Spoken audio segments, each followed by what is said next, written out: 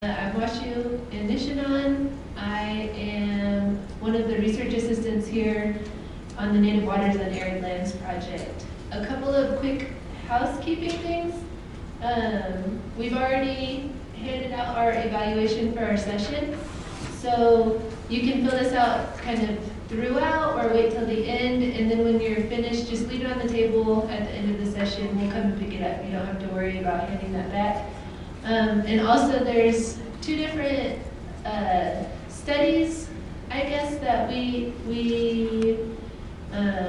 participated in through funding from the Native Waters and Arid Lands project. And one of them is basically summarizing the results from a survey that many of you, if you were here before, at past summits filled out, and it was just a climate data and information needs assessment, and we just have the abstract to share for right now because we're finishing up the write-up for that. And then the other one is an article that was published in the Journal of Contemporary Water Research and Education, and it's about assessing tribal college priorities for climate adaptation planning on reservation lands. So those are just a couple quick little housekeeping things, but thank you all for coming to this session.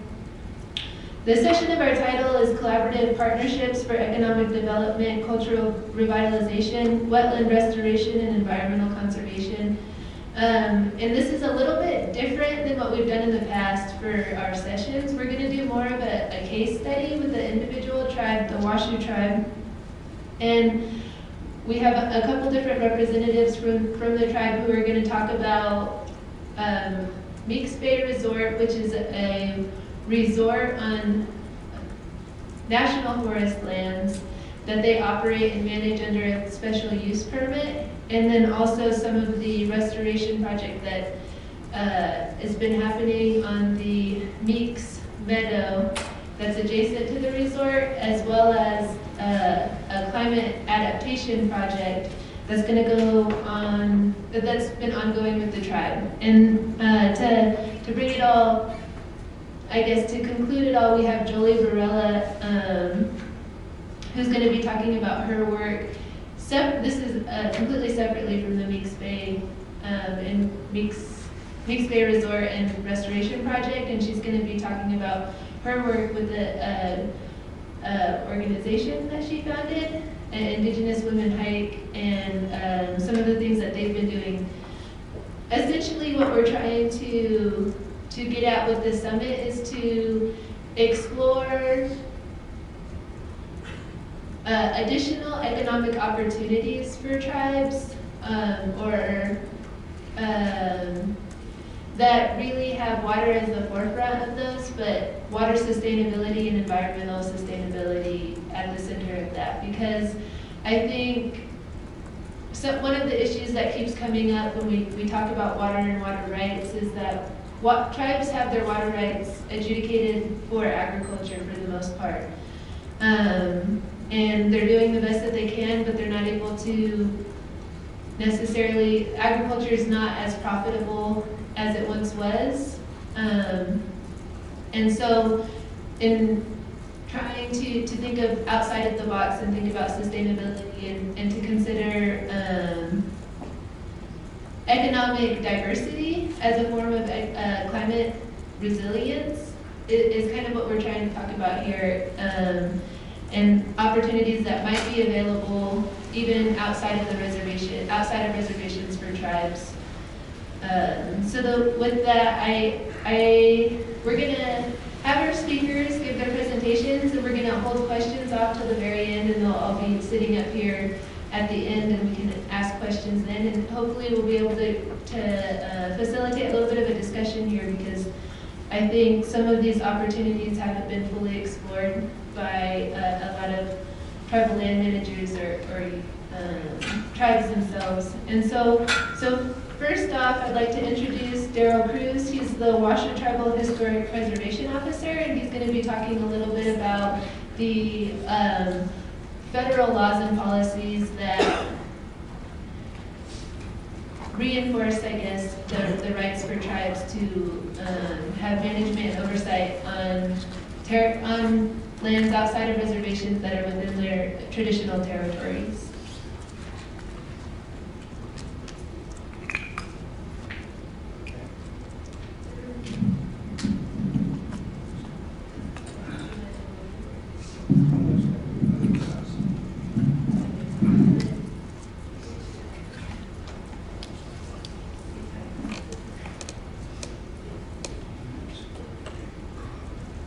Good morning, everyone. My name is Darrell Cruz. I'm with the Washoe Tribe of Nevada, California. Welcome. You are in Washoe country right now. This is one of the Washoe Tribe's main areas, is the Truckee Meadows area. I'm with the Tribal Historic Preservation Office right now for the Washoe Tribe. My other background is in fire management and forest management, and I've worked on many other projects with the Environmental Office of the Washoe Tribe. So I'm going to get into talking about my part of it. And I'll make it kind of short because we're already kind of behind time. So the map that I provided, I'm just going to give you guys a little bit of information about the Washoe Tribe, who we are, where we are, and what we are, and give you some information about us because it's always good to know who the people are that you're in their country. So the map there is the Washoe Tribe's Aboriginal homeland. The yellow line is kind of like our peripheral area that we went in to visit those areas and gather resources. The dark line is our core area. And we have this map was actually part of our Indians claims case in 1955. And so the government, we had to come up with a map to verify who we are, and that's the way the government worked.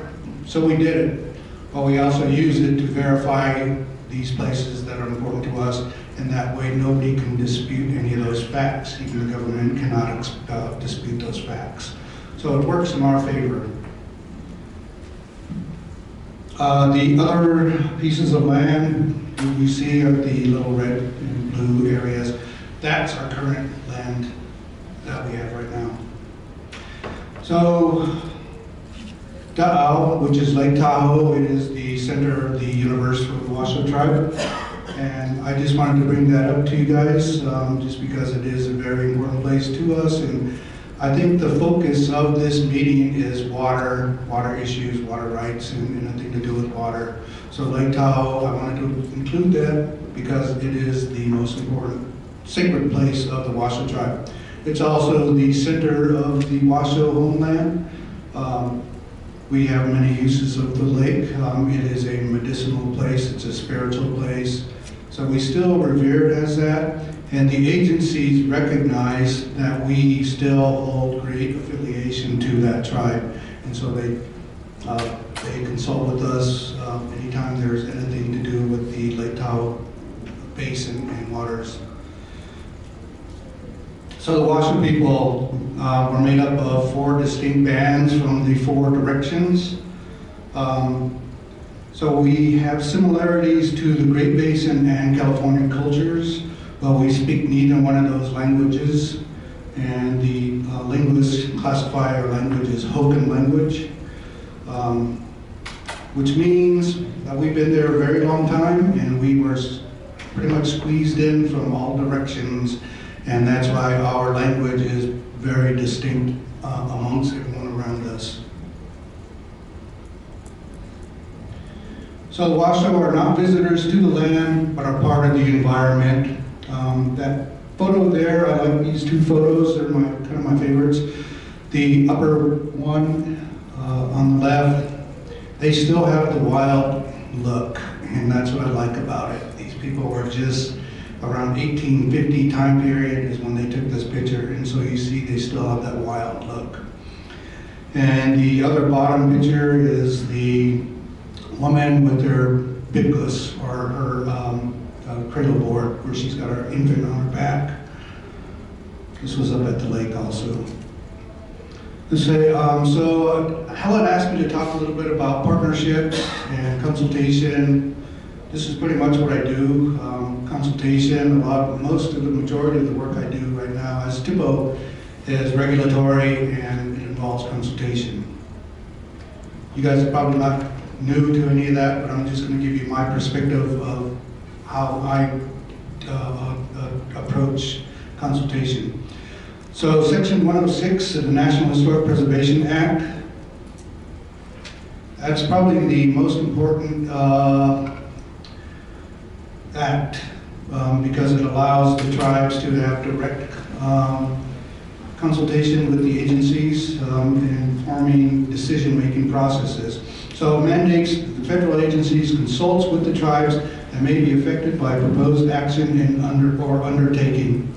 Because the tribes have lived on the lands for thousands of years, the government recognizes that inherent relationship and has a special relationship with the tribes as such.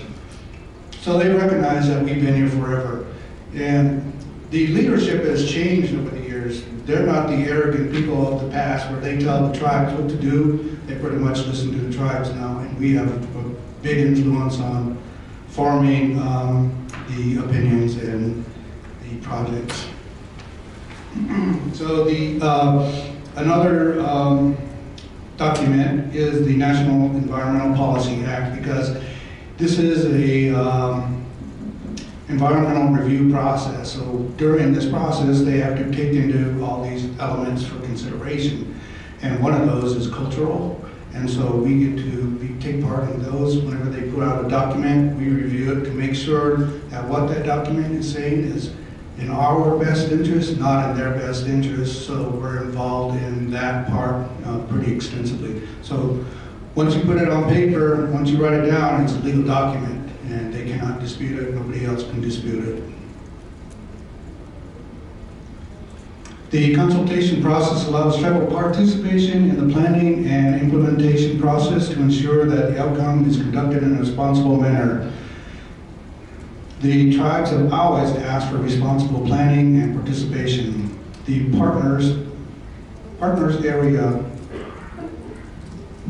are also referred to as cooperating agencies that cooperate with each other for a common goal. So in the past, the agencies were not always responsible, but the tribes always asked for that. We always wanted to be at the table. We just wanted to make sure that whatever they're doing is in a responsible way that protects the natural and cultural environments, along with all the other elements that they have to consider. So I'm going to get into a little bit about partnering now. So as many of you already know, it takes the combined effort of all to ensure success. And so not always, not one group or one person can achieve a goal. Many times they need partners to collaborate with to make sure that they get to the goal and succeed in what they want to do. As such, the tribe has partnered with many agencies and organizations for a common goal that has multiple benefits. Most of the partnerships involve environmental restoration projects. These are mostly what we work on right now and what we have been working on. It's not just our group that is doing the work, but there are these other agencies and organizations within Washoe Country that are always doing some sort of restoration work. When the immigrants first arrived here, the first thing they did was alter the landscape, and what they did, it caused a lot of bad adverse effects, and especially years later, we've seen all of that happening. So what they're doing now is just going in and correcting what all these other people had did.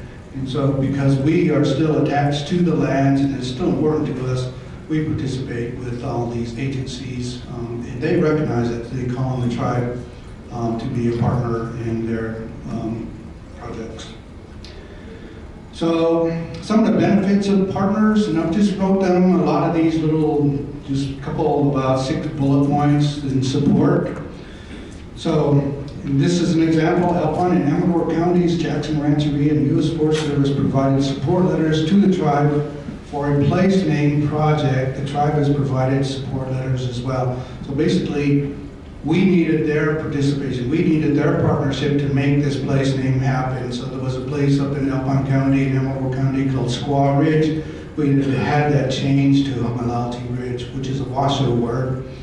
So in order to do that, our partners provided their support to us. And in turn, we provide them support. So it's a reciprocal, symbiotic kind of relation kind of shit. I think that's the right word, symbiotic. Funding, the tribe and the U.S. Forest Service shared costs to get Cave Rock listed to the National Register of Historic Places for ethnographic studies reports. So there we go again. Funding is a very, very big part, and I heard the keynote speaker mention information about funding as well, how some of the tribes don't have money. Some of the bigger tribes, they step in and support the smaller tribes without that money, and they make it happen. That's an example that I wanted to just point out, is that funding comes in many forms, but it does work, and we partner with who we need to achieve the goal. Materials is a lot easier sometimes. We contribute materials to other people, they contribute to us as well. It could be heavy equipment, it could be shovels and rakes, whatever it takes. Manpower is another thing. It works both ways. I was on a project up there at Meeks Meadow about 10 years ago or so, and we had to go in and remove a bunch of trees because it was overtaking the meadow. There was a reason why it was overtaking the meadow, is because fire has been excluded, and so the trees were kind of pretty much taking over. So there was a big imbalance going on up there. So in order to mimic the natural process, we went in and manually removed them small diameter lodgepole pines. But what I wanted to point out though is when we did that, there was probably about a dozen Washoe people there and probably about 24 non-native people that live in the surrounding area. So that's a good collaboration. They don't always have to be native people. They can be anybody that has an interest to see the common good. Another element is education and outreach, is pretty much, I guess that's what I'm doing right now. I'm partnering with Helen and I'm helping with this education and outreach to help her facilitate this project. And so partnering, a lot of times it's always good to develop memorandum of agreement, because then you have it set in stone forever. If I leave tomorrow, at least that document is there, and whoever steps in my place, it'll ensure that it lives on. Okay, building relations is the key to success. Maintaining those relations for success, multiple partnerships for solidarity and cohesion, able to rely on our partners reciprocally. Yes. I put that in there because I rely a lot on our partners, our cooperating agencies. I think a lot of my success and the work that I do is based on our partnerships and our collaborative with our cooperating agencies. Nowadays, most of the agencies, I don't even have to tell them what we want. They already know what we want. They already know that this is our position, and they tailor these projects around what the tribe wants.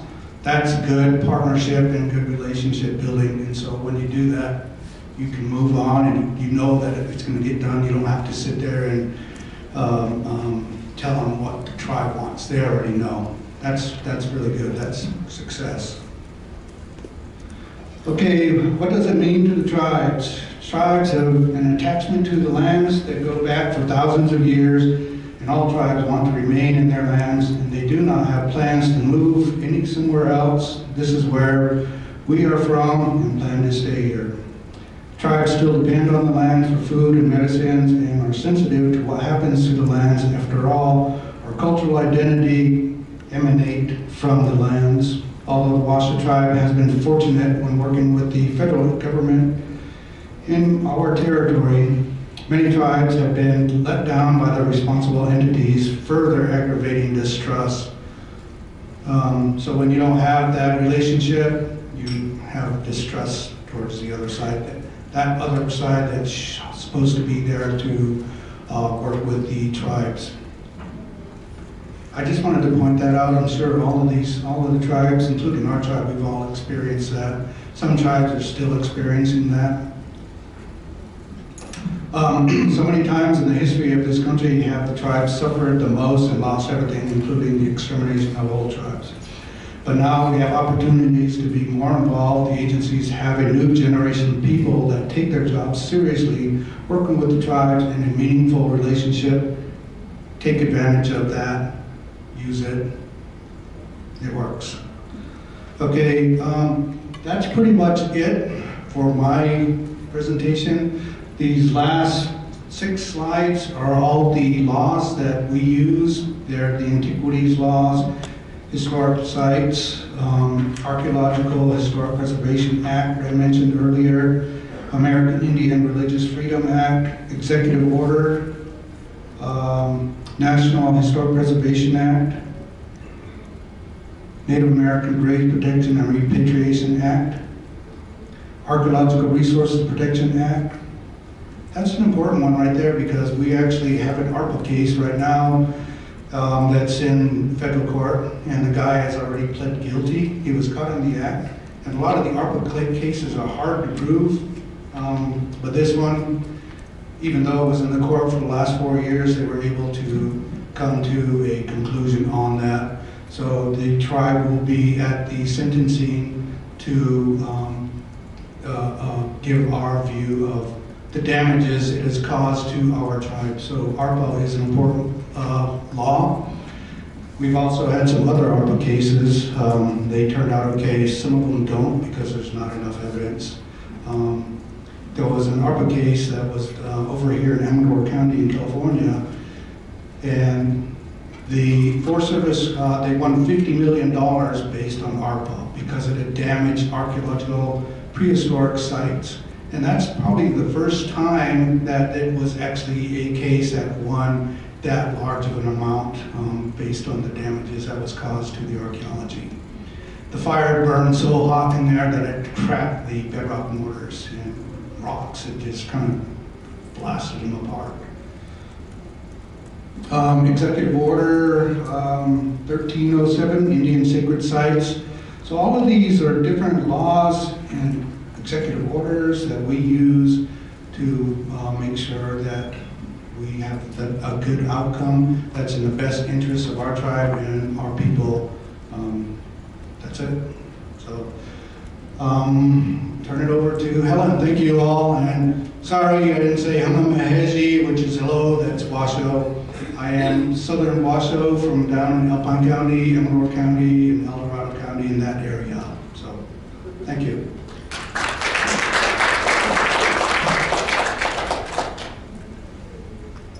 Thank you, Daryl. On that note, if there is anyone who is interested in having a copy of this PowerPoint, please let me know after the session. And if you have a flash drive, we can attach it there, or we can get your information and send those to you. Since he wasn't able to go through all of those acts. One last thing. I'm gonna just. So Me'ango Amibi'i, Neil Mortimer, Washington Dumugei.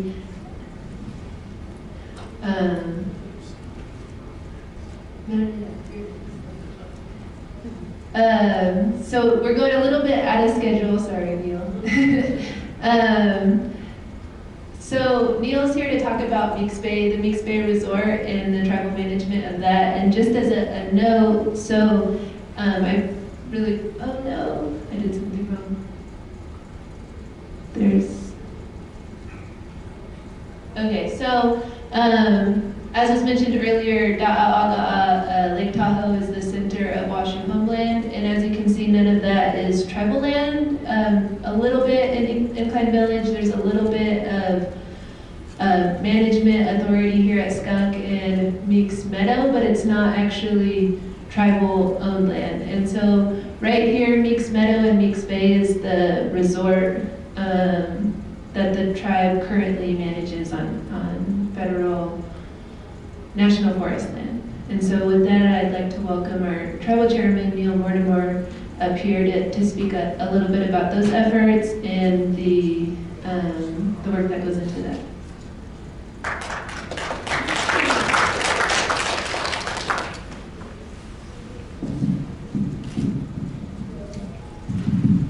Good morning. Is everyone able to hear me fine? I'd like to welcome everybody here to the conference. I believe what we were asked to speak on was the Meeks Meadow restoration. The Washoe Tribe has operated Meeks Bay Resort and Marina on a special use permit from the United States Forest Service going back to around 97 and 1998. It was a 20-year permit with an automatic extension for 10 years if the tribe were to exceed the investment for beyond the rent that's paid for the property. We by no means own the property, but we have been operating it. We have an extensive history, thousands of years of history in the Tahoe Basin. It's a very beautiful property, as Helen pointed out on the map. You go on the west shore of Lake Tahoe on Highway 89. It's an it's an old cabin theme type resort. It's got a mix of old cabins and new cabins.